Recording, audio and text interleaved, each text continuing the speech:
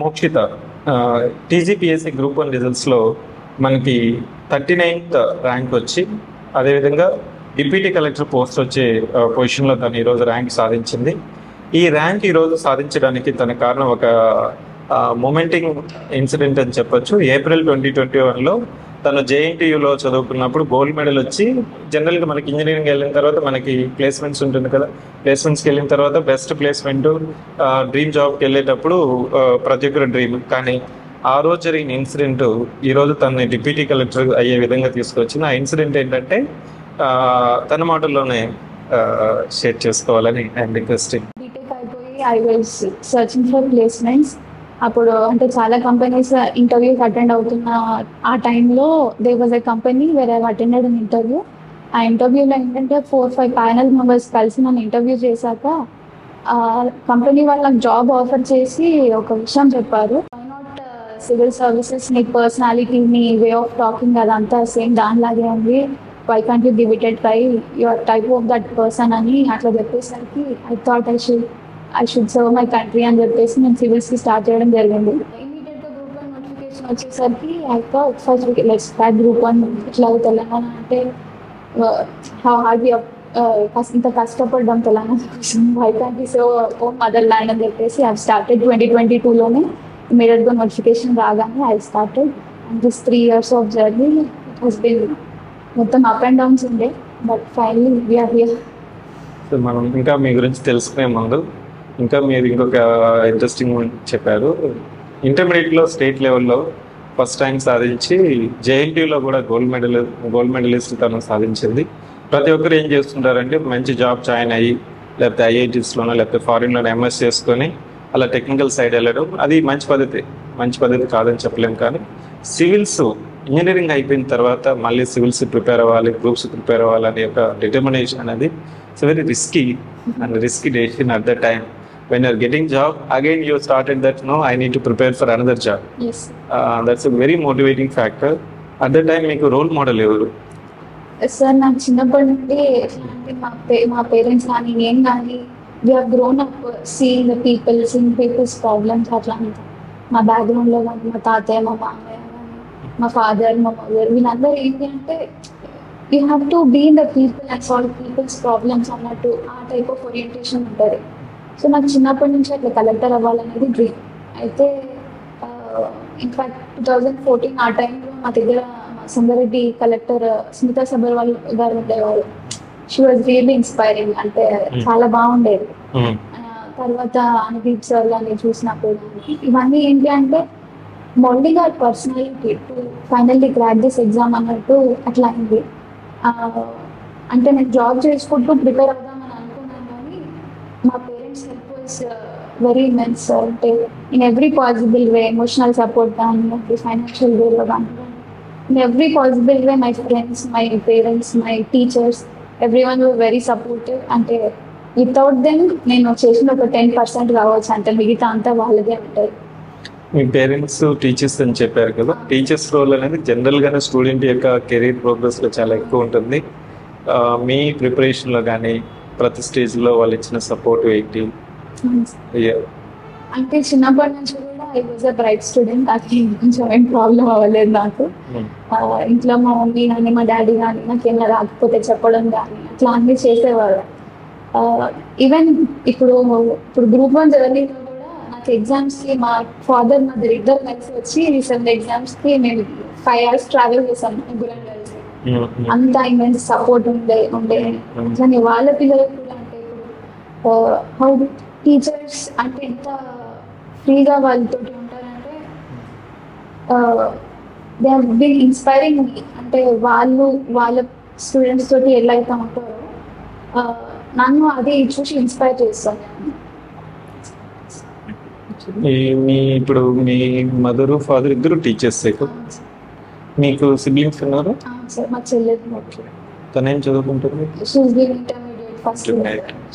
మీ schooling, మీ engineering వాటి గురించి ఒకసారి మీరు. ఓకే సార్, మొత్తం నాది సంగారెడ్డిలోనే అయింది.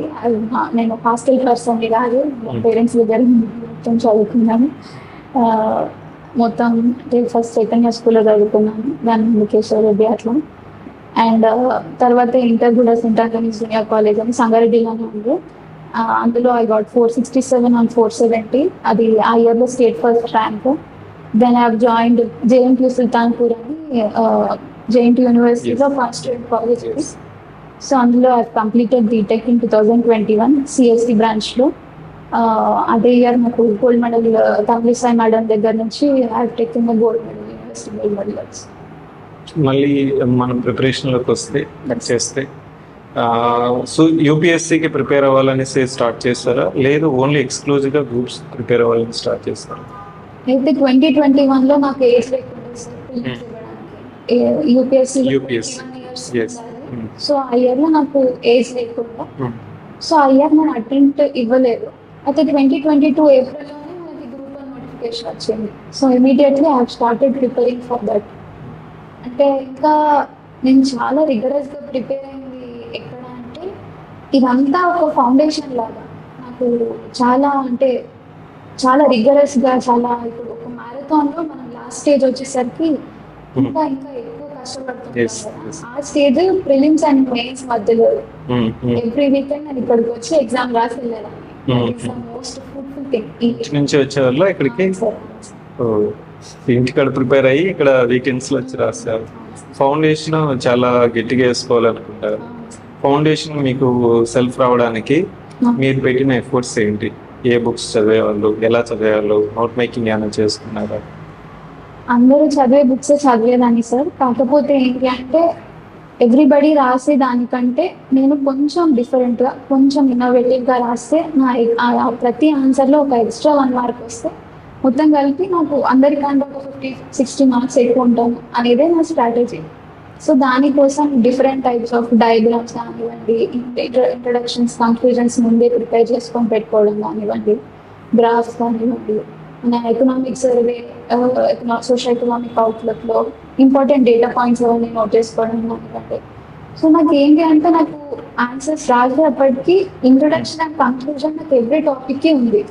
ఎవ్రీ టాపిక్కి సంబంధించిన ఒక ఇన్నోవేటివ్ పాయింట్ ఉంది. So what I have to do is ఆ క్వశ్చన్ ఏం అడుగుతున్నాడో దానికి తగ్గట్టు ఆన్సర్ రాయడం మాత్రమే నేను ఎగ్జామ్లో చేసింది.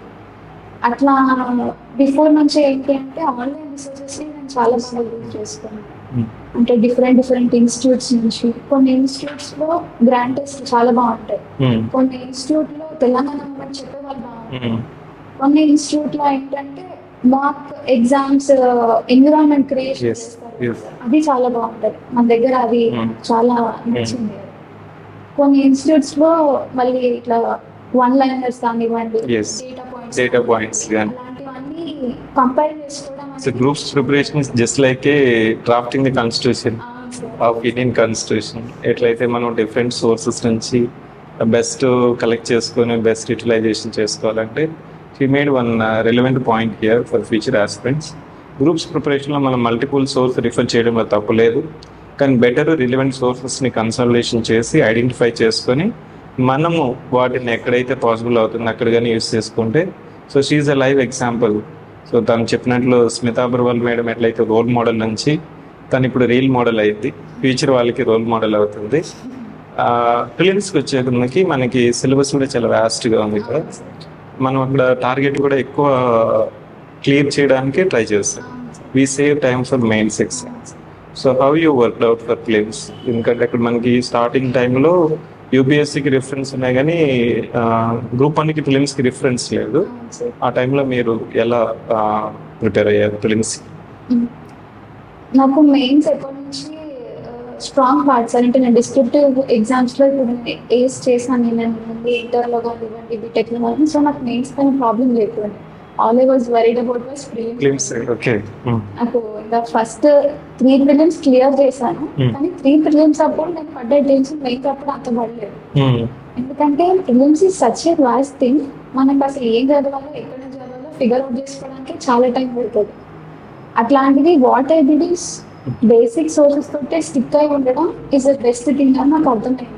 సో నేను ఆ బేసిక్స్ ఏవైతే ఉన్నాయో ఇప్పుడు పాలిటిక్ లక్ష్మీకాంత్ బుక్ కానివ్వండి, ఎకనామిక్ రామేసింగ్ కానివ్వండి, అట్లా ఏవైతే ఉన్నాయో అవే చూసుకొని ఎక్స్ట్రాగా మనం చేయాల్సిన కరెంట్ అఫైర్స్ కానివ్వండి, ఇప్పుడు ఏదైనా మ్యాగజైన్స్ ఇట్లా అట్లా తీసుకొని చదివేసుకుంటే అయిపోతుంది.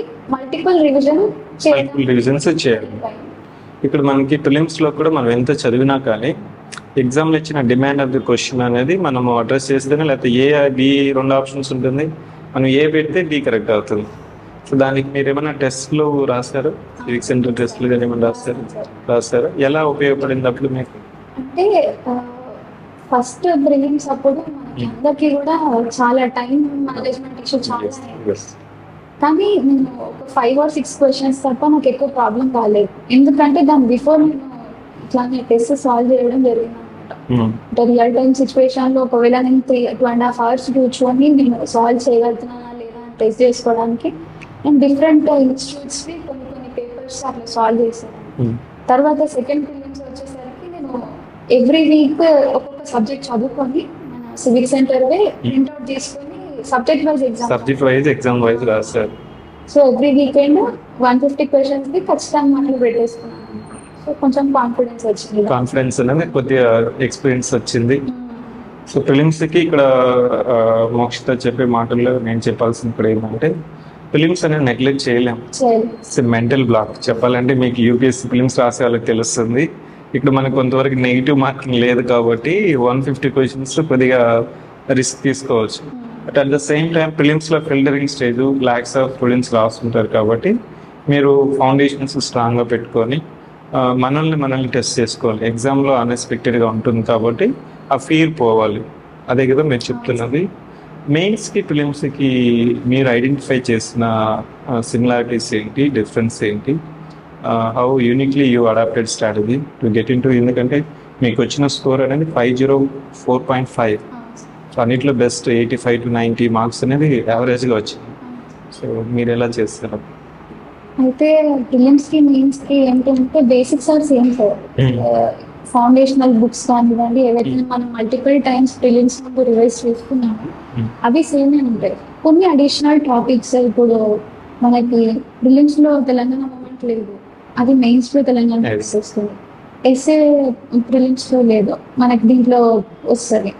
సో ఏంటంటే మనం ఉన్న దానికి వాల్యూ అడిషన్ చేసుకుంటూ పోవడం, బేసిక్ మెటీరియల్ అలాగే పెట్టి మిగతా ఏమైతే మనం చేస్తే 1 మార్క్ ఎక్కువ వస్తుంది అని అనిపిస్తుందో అవన్నీ గ్యాదర్ చేసుకొని అవిటి కూడా వీటితో పాటు రివైజ్ చేసుకోవడం మెయిన్స్కి అట్లా చెప్తుంది. మిగతా అంతా ఆల్మోస్ట్ సేమ్. ఇప్పుడు వాల్యూ అడిషన్ అనేది మీది యొక్క యూనిక్నెస్ అంతే కదా. సో ఎందుకంటే బేసిక్ ప్రిపరేషన్ మనం ప్రిలిమ్స్కి ఏదైతే చదువుకుంటామో మోరలెస్ అదే చదువుతాం మెయిన్స్కి. కానీ న్యూస్ పేపర్ రోల్ ఎక్కువ చెప్తూ ఉంటాం కదా. ఈవెన్ క్లాసెస్లో కానీ నేను కూడా I use to say mains paper. So how you accepted that strategy? అది నాకు వర్క్ అవ్వలేదు సార్. నేను న్యూస్ పేపర్ పర్సన్ కాదు. ఓకే, న్యూస్ పేపర్ చదివితే నిద్ర వస్తుంది. ఓకే. సో మరి ఎలా దాన్ని ఎలా సబ్స్టిట్యూట్ చేస్తారు మీరు? అంటే నేను యోజన చదివేదాన్ని సార్. యోజనలో కొన్ని అట్లాంటి మ్యాగజైన్స్ కానీ కొన్ని డిఫరెంట్ సైన్స్ మ్యాగజైన్స్ కానీ నాకు ఇంట్రెస్టింగ్ అనిపించినవి ఆ టాపిక్స్ ని పిక్ చేసి సిలబస్ లో ఉన్న టాపిక్స్ ని పిక్ చేసుకొని దానిపైన మ్యాగజైన్స్ చూస్తారు. మ్యాగజైన్ చూస్తున్నప్పుడు దాన్ని సబ్స్టిట్యూట్ చేస్తారు. అక్కడైనా అది కూడా కాంటెంపరీ ఇష్యూ లాగానే మనకు వస్తుంది. But you made precise notes. So precise notes చేసుకోవడం వల్ల అడ్వాంటేజ్ ఏమంటారు? లాస్ట్ మినిట్ ప్రిపరేషన్ కి చాలా హెల్ప్ అవుతుంది సార్. అంటే మనకి చాలా తక్కువ స్పాన్ ఆఫ్ టైం, ఇప్పుడు 7 days లో మనకు ఒక్కొక్క పేపర్ లో 3 సబ్జెక్ట్స్ ఉంటాయి. సో అవన్నీ రివైజ్ చేసుకోవడం మళ్ళీ నాట్ పాసిబుల్. ముందుగానే మనకు ఆ ప్రిసైజ్ నోట్స్ కానివ్వండి, లేకపోతే మనం లాస్ట్ మినిట్ లో ఏం చూసుకోవాలి అనే ఒక ప్లానింగ్ ఉంటే it helps in that way. ఎక్కువ కష్టం అవ్వకుండా ఈజీగా అయిపోతుంది. ప్రిసైజ్ నోట్స్ చేసుకోవడానికి చాలా మంది స్టూడెంట్స్ టైం పడుతుంది, చాలా కమిట్మెంట్ ఉండాలి, చాలా మంది చేసుకోరు. ముందే కదా మళ్ళీ చదువుకుందామని అనుకుంటారు కదా. మీరు టైం ఎంత స్పెండ్ చేసేవాళ్ళు ప్రతి సబ్జెక్ట్కి ప్రిసైజ్ నోట్స్ చేసుకునేదానికి? నేను ఏం చేశానంటే సార్, ఆల్రెడీ ఒక స్ట్రక్చర్డ్ ఆన్సర్ కానివ్వండి, స్ట్రక్చర్డ్ నోట్స్ ఉన్న వాటికి నేను నోట్స్ చేసుకోలేదు. For example Telangana PNR book లో అన్ని ఉంటాయి అందులో. మళ్ళీ మనం నోట్స్ చేసుకోవడం అంటే ఇంకో పిఎన్ఆర్ బుక్ రాయడమే అవుతుంది. సో అలాంటి వాటికి నేను చేసుకోలేదు. ఎక్కడైతే ఇంపార్టెంట్ వేరే వేరే రిసోర్సెస్ నుంచి గ్యాదర్ చేసుకున్నాము అలాంటి సబ్జెక్ట్స్ కి మాత్రం నేను ప్రిసైజ్ నోట్స్ ఖచ్చితంగా చేసుకోవాలి అనుకున్నాను. ఒక్కొక్క సబ్జెక్ట్ కి ఒక 7 days to 8 days అట్లా టైం తీసుకొని చేసుకున్నాం. సో సబ్జెక్ట్కి మనము లేని వాటికి మాత్రం కన్సల్టేషన్ చేసి రాసుకున్నారు. ఇప్పుడు ఏ టూల్స్ వచ్చాయి కదా, ఏ టూల్స్ ఏమన్నా మీరు వాడారా? వాడాను సార్. ఎలా వాడాలి? ఎందుకంటే మొన్న ఒక స్టూడెంట్ కూడా అదే చెప్పాడు, Pavan Kumar, if I'm not రా 25th rank, sorry Uday Kiran అతను చెప్పేది ఏంటంటే, సార్ ఆ క్వశ్చన్ ఇచ్చి ఏఐకి నేను అడిగిచ్చి నా ఆన్సర్ పెట్టి రెలవెంటా కాదా చెక్ చేసుకునేవాడిని. అట్లాంటి మీరు ఏమన్నా యూస్ చేసుకున్నారు అంటే మన ప్రిపరేషన్ టైం తగ్గించుకోవడానికి? నేనేం చేశానంటే మన ప్రీవియస్ గ్రూప్ 1 పేపర్ ఉంది కదా సార్, Yes. ఆ పేపర్ లో ఉన్న క్వశ్చన్స్ కి మనం ఏ ఆన్సర్స్ రాయాలి అనేది ఫస్ట్ మనకు అసలు ఐడియా రావాలి. ఎస్. మనం ఇప్పుడు ఇంకొక ఆన్సర్ రాయాలి అంటే ముందు ఇచ్చిన క్వశ్చన్ పేపర్ కి ఆన్సర్స్ ఎలా రాస్తే మార్క్స్ వస్తాయి అని తెలుసుకోవడానికి ఆ గ్రూప్ 1 2016 ఉన్న పేపర్ క్వశ్చన్స్ అన్నిటిని ChatGPTకి ఇచ్చి ఆన్సర్స్ చూసి ఓకే ఇట్లా రాస్తే ఇంత కాంప్రిహెన్సివ్ గా రాస్తే దే ఆర్ గివింగ్ మార్క్స్ అన్నట్టుగా మాకు అట్లా అర్థం. ఇంకొక ఆస్పెక్ట్ లో నేను దేంట్లో వాడానంటే ఇప్పుడు ఎకనామిక్ సర్వే ఉంది, ఒక్కోసారి ఏమవుతుందంటే మొత్తం చదవడం బలికే అయిపోతుంది. ఈ చాప్టర్ ఎకనామిక్ సర్వేలో ఈ చాప్టర్ ది నాకు సమ్మరీ ఇవ్వు అని అడుగుతాను. సో దానికి సంబంధించి ఫర్ ఎగ్జాంపుల్ FRBM గురించి ఎకనామిక్ సర్వేలో ఏమన్నారు అని అడిగితే అది మనకు మొత్తం సమ్మరీ వస్తుంది. అది మన నోట్స్ యాడ్ చేసుకొని ఎస్ఏలో హంగర్ పైన నాకు కొన్ని కోడ్స్ చెప్పు, లేదా హంగర్ స్టాటిస్టిక్స్ నాకు ఇవ్వు అట్లా అడిగి మనకి ఈ 6 పేపర్స్ లో మీకు ఏ పేపర్ లో బెస్ట్ గా వచ్చాయి, ఆ పేపర్ కి మీరు బెస్ట్ గా ఏం ఎఫర్ట్ పెట్టారు, ఇంకా కొద్దిగా ఈ పేపర్ లో పెట్టుంటే నాకు ఇంకో 5 మార్క్స్ వచ్చి ఉంటుంది అలా అని ఒక ఏమన్నా మీకు ప్రోగ్రెస్ ఉందా? నాకు హైయెస్ట్ స్కోర్ వచ్చింది history and Geography, second paper. And the least score వచ్చింది ఎస్ఎల్. అందరిలాగే ఎస్ఎల్ తక్కువ వచ్చింది సార్ నాకు. కానీ అంటే ఎస్ఏ పేపర్ ఎంత వచ్చింది? 64. ఎస్ఏ 60 వచ్చినాయి. అండ్ తెలంగాణ మూమెంట్ లో కూడా 82.5 వచ్చింది. 82 దట్స్ బెస్ట్ స్కోర్. మనకి చాలా మందికి 75 అటు వచ్చింది, 82 is best score. History paper ఎంత వచ్చింది? 98 వచ్చింది. 98. నెక్స్ట్ పేపర్ ఎకనామిక్ డెవలప్మెంట్ లో 96 వచ్చింది. 96. మన కాన్స్టిట్యూషన్ పేపర్ లో 95 వచ్చింది. సైన్స్ అండ్ టెక్నాలజీలో 73. డిఏ మీరు ఎలా ఓవర్కమ్ చేస్తారు? నేను ఫస్ట్ ఏం చేశానంటే ఆ paper strategy was only exam hall basis లో మనం ఎట్లా పర్ఫామ్ చేస్తాము అనేది ఆ పేపర్ సక్సెస్ ఫ్లాప్ అని తెలిసేది అదే. సో నాకు ముందే ఒక ప్రీ డిటర్మిన్ స్ట్రాటజీ ఉంది. ఒక హాఫ్ అన్ అవర్ లో ఎన్ని డిఐ ప్రాబ్లమ్స్ చేయగలిగితే అన్ని చేస్తాను, తర్వాత అది పక్కన పెట్టేస్తాను. I will not think about it అని నేను అనుకున్నాను. తర్వాత 10 క్వశ్చన్స్ మొత్తం చేశాక మళ్ళీ మిగిలిన టైంలో ఎన్ని క్వశ్చన్స్ అయితే అన్ని క్వశ్చన్స్ చేయాలి. So I could solve 12 DI questions and 10 science questions perfect గా రాసాను. So I think that strategy that has worked. ఎందుకంటే అందరూ 5, 4 రాసి 6 రాసి వచ్చి దాంట్లో కూడా ఎన్ని కరెక్ట్ అయ్యే తెలియకుండా 60-65కి వచ్చారు మీరు. That well work. ఇంకా మీకు నేను అడగాల్సింది, ఇప్పుడు మీరు యూపీఎస్సికి ఏమైనా స్టార్టింగ్ లో ప్రిపేర్ అయ్యారా? యూపీఎస్సికి గ్రూప్ 1కి తేడా ఏంటి? సార్ నాకు బిగ్గెస్ట్ డిఫరెన్స్ అంటే నాకు ప్రిలిమ్స్ నాకు చాలా భయమైన థింగ్ అది. ఇప్పుడు ఇంకా యూపీఎస్సీ దాంట్లో నెగటివ్ మార్కింగ్ ఉంటుంది, అవి దాన్ని అసలు ఎట్లా చేయాలి అనేది నాకు చాలా అంటే ఇప్పుడు ఈ గ్రూప్ 1 అనేది నాకు ఒక బూస్టింగ్ ఫ్యాక్టర్ అంటే I could solve 3 prelims in group 1 అంటే ఓకే నేను యూపీఎస్సీలో కూడా చేయగలుగుతాను నాకు అనిపిస్తుంది అనమాట. అంటే difference is more of competition sir. అంటే బెస్ట్ మైండ్స్ ఆఫ్ ఇండియా అవి ఫైట్ చేస్తారు దానికోసం యూపీఎస్సీ అట్లా. గ్రూప్ 1 అయితే మన state level and the ratio is also less up. So ఈరోజు మీకు గ్రూప్ 1 వచ్చిన తర్వాత మీ నెక్స్ట్ యూపీఎస్సీ డ్రీమ్ ఉందా? యూపీఎస్సీ రాయాలి, యూపీఎస్సీ గెట్ ఇన్ అవ్వాలని ఉంది సార్. అంటే ఓపిక టైమ్స్ అయితే నేను రాస్తాను, కాకపోతే I prefer being in Telangana only. Yes sir. So ఇది కూడా చాలా good thing for me. I can continue with this. కాకపోతే ఇంక ఎట్లాగో ప్రిపేర్ అయినా కాబట్టి ఐ గివ్ అటెంప్ట్స్. మీ ఆప్షన్ ఏంటి? UPSC sociology. Completed my PG also recently. PG also in sociology. ఇప్పుడు సర్వీస్ మనకి డిప్యూటీ కలెక్టర్ వస్తుంది కాబట్టి ఎనివే ఇక్కడ మనం తెలంగాణలో పనిచేస్తున్నప్పుడు తెలంగాణ సమస్యలు ఆర్థిక సామాజిక పర్యావరణ సమస్యలు మీకు అవగాహన ఉంటుంది కాబట్టి ఎస్ ప్రతి ఒక్క ఆస్పిరెంట్కి ఒక బెస్ట్ డొమైన్స్ ఉంటుంది. ఈ సెక్టర్లో నేను కంట్రిబ్యూట్ చేయాలి, some plan will be there yes in somewhere another way. You might have some deep insight, deep solution for that. మీ వ్యూలో ఒక 3 సెక్టర్స్కి నేను కంట్రిబ్యూట్ చేయాలి, I have my suggestions, I have my passion, అలాంటి 3 ఆస్పెక్ట్స్ ఏంటి? Yes sir. అంటే ఒక రీసెంట్ ఇన్సిడెంట్ బేసిస్ లో my first priority would be health care. Yes. Emergency services కొంచెం ఇంకా బెటర్ గా ఎలా చేయగలుగుతాం అనేది I want to explore. Yes.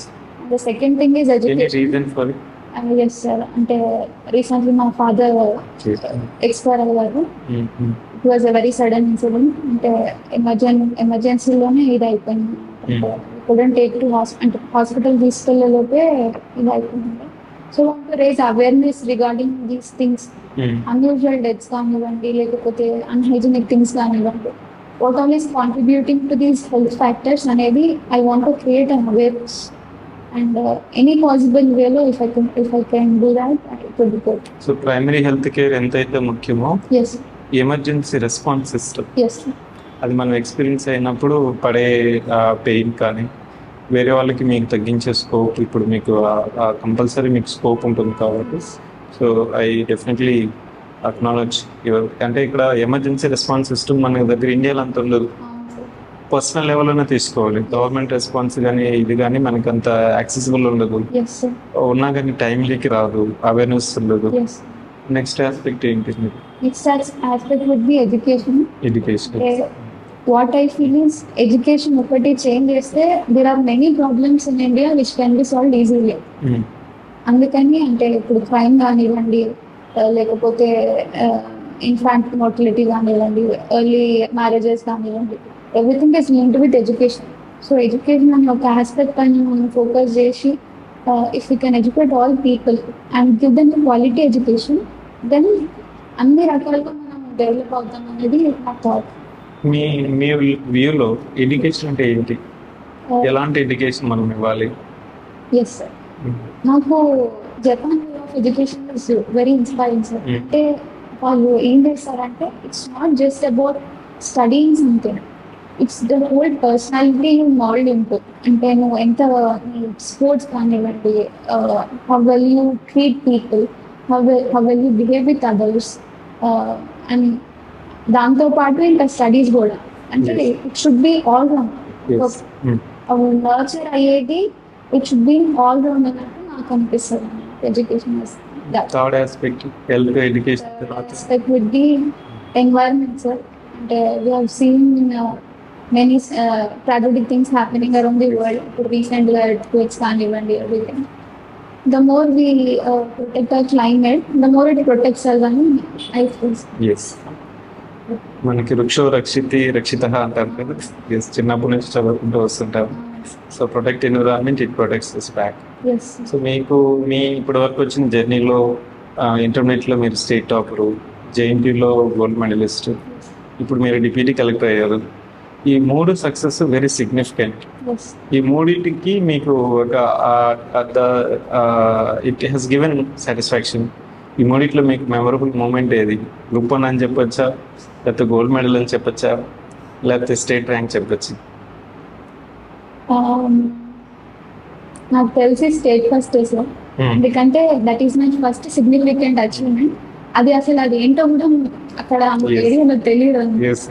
When I was going on bike with my daddy ఇట్లా స్టేట్ ఫస్ట్ వచ్చింది నాకు అని చెప్తే అసలు నమ్మలేకపోయారు మా డాడీ. అట్లా రోడ్ పైన పోతున్న వాళ్ళందరికీ మా పాపకి స్టేట్ ఫస్ట్ వచ్చింది అలా అని చెప్పేవారు. అది చాలా memorable moment. That will forever be the memorable thing. ఎన్ని అచీవ్మెంట్స్ వచ్చినా that achievement is different. Engineering memorable ఆ టైంలో ఎలా తీసుకున్నారు మీరు? మాకు జేఎన్టీయూలో ఒక కొత్త ఆడిటోరియం ఉండేదన్నమాట. సో ఫస్ట్ టైం అట్లా గవర్నర్ మేడం మీ దగ్గర నుంచి కలవడం, ఓన్లీ గోల్డ్ మెడల్ వచ్చిన వాళ్ళని పిలిచి మనకి ఇస్తారు. మా పేరెంట్స్ కూడా వచ్చారు. Very proud. అది కూడా చాలా స్పెషల్. మన డిగ్రీ తీసుకునేటప్పుడు గవర్నర్ మనకి కాన్వకేషన్ చేసేటప్పుడు వాళ్ళకే ఇస్తారు. ఈరోజు 39 డిప్యూటీ కలెక్టర్ వచ్చిన తర్వాత ఏమన్నా ఎంత చదివినా కానీ ఫైనల్గా ఎలా సెటిల్ అవుతాము, ఎలా మనం డిశ్చార్జ్ చేస్తాం సర్వీస్ సెంటర్. సో ఈరోజు ఎలా ఉంది? ఇవాళ యాక్చువల్లీ అంటే అదే రిజల్ట్ ఒక 15 days ముందు వచ్చి ఉంటే ఇంకా బెస్ట్గా ఉంటుంది. అంటే this would have been the biggest achievement. నా చిన్నప్పటి నుంచి డ్రీమ్ కాబట్టి. పేరెంట్స్ ఉండేవాళ్ళు. మా ఫాదర్ అంటే ఇంకా చాలా బాగుండేది. బట్ స్టిల్ అంటే ఏదో ఒక రకంగా నా డ్రీమ్ అయితే అచీవ్ చేస్తున్నాను. So I might help people in better way అన్న సాటిస్ఫాక్షన్ ఒకటైతే మీలాగా ప్రిపేర్ అవ్వాలనుకున్న వాళ్ళకి మీరు ఇచ్చే సందేశం ఏంటి? న్యూ ఆస్పిరెంట్స్కి, అదేవిధంగా 450, 460, 440 స్కోర్ చేసిన వాళ్ళకి మీరు ఇచ్చే స్ట్రాటజీ ఏంటి? ఫస్ట్లీ న్యూ ఆస్పిరెంట్స్కి నేను ఏం చెప్పాలనుకుంటున్నాను అంటే డోంట్ రన్ ఆఫ్టర్ మెటీరియల్స్. మనకి అన్ని చూసి ఇది బెటర్ ఏమో అది బెటర్ ఏమో అని అనిపిస్తుంది, కానీ it is not the case. మనకి ఏవైతే బేసిక్ బుక్స్ ఉన్నాయో వీటిని మనం మళ్ళీ రివైజ్ చేసుకుంటే ఇట్ డెవలప్స్ నాలెడ్జ్. అండ్ అదే వేలో వెళ్తుంటే మీకు నెక్స్ట్ ఏం చేయాలి అనేది కూడా అదే చూపిస్తుంది దారి. అండ్ ఫర్ 450, 460 వచ్చిన వాళ్ళకి నేను ఏం చెప్పాలనుకుంటున్నాను అంటే you have work very very hard. 450, 460 రావడం కూడా it's not a small thing. You would have put in years of hard work into that. Just కొంచెం లక్ ఫ్యాక్టర్ కానివ్వండి, కొంచెం ఎఫర్ట్, కొంచెం లైటెస్ట్ ఎఫర్ట్ లేకపోవచ్చు, తగ్గి ఉండొచ్చు. So I really wish good luck for you. అంటే ఎందుకంటే you people are hard working and next opportunity ఇస్తే మాత్రం you will definitely get it అని నా opinion. So just don't give up. ఏది వచ్చినా కూడా చాలా అప్స్ అండ్ డౌన్స్ వస్తుంటాయి. గవర్నమెంట్ ఎగ్జామ్ ప్రిపరేషన్ అంటే చాలా సైడ్స్ నుంచి ప్రెజర్స్ ఉంటుంటాయి. I just want you to believe in your self and not to give up. మీరు ఎక్కడ ఎందుకు స్టార్ట్ చేశారు అనేది మీకు అది ఎక్కడికి గుర్తుంటే you will definitely go to greater heights. That's all. So believe in your self. Self confidence is success. మన మీద మనకు నమ్మకం ఉంటే ఖచ్చితంగా ఏదైనా సాధించవచ్చు. సో తను మోక్షిత ఈరోజు చెప్పాలంటే స్మితా అగర్వాల్ నుంచి మోటివేషన్ తీసుకొని తను రోల్ మోడల్గా తీసుకొని, సో తను కూడా ఇంకా ఇప్పుడు role model for you. So her story is very inspiring. Merit student. Merit చాలామందికి ఇప్పుడు ఉంటుంది చెప్పాలంటే. మనకి NITsలో కానీ IITsలో కానీ మంచి స్టేట్ యూనివర్సిటీలో చేసిన వాళ్ళు number of students are there. కానీ ఇక్కడ మనకి గ్రూప్స్కి వచ్చే కొందకు కన్సిస్టెన్సీ, పర్సూరెన్స్, సెల్ఫ్ కాన్ఫిడెన్సు, ఎగ్జామ్ని అర్థం చేసుకోవడము, పేరెంట్స్ సపోర్టు, మంచి రిసోర్సెస్ని కలెక్ట్ చేసుకొని వాటిని మనకంటూ ఒక స్ట్రాటజీతో ఇంప్లిమెంటేషన్ చేసి ఈరోజు డిప్యూటీ కలెక్టర్గా తెలంగాణ వచ్చిన తర్వాత 39th పొజిషన్లో తను సాధించి people like her is a motivation to. And we wish all the best for your future endeavour and congratulations once again Mokshita. It's a bright moment and respectable moment not only for you, మీ ఏరియాకి కానీ మీరు ఇప్పుడు వెళ్తే ఎక్కడికి వెళ్ళినా ఒక identity ఉంటుంది. So Mokshita before, Mokshita now. So very inspiring and you are a very humble self-learning person. It gives immense satisfaction. Students like you coming in all the way and crossing all the hurdles and increasing your goals. మీరు ఆ రోజు job తీసుకుంటే engineering job, ఈరోజు మీకు 39th పొజిషన్లో మీ ప్లేస్లో వేరే వాళ్ళు ఉండేవాళ్ళేమో. అందుకోసం చెప్తుంటాను నేను కూడా, in India engineers become anything except engineers and we gain confidence during engineering degree and that's a motivating factor. So once again congratulations. So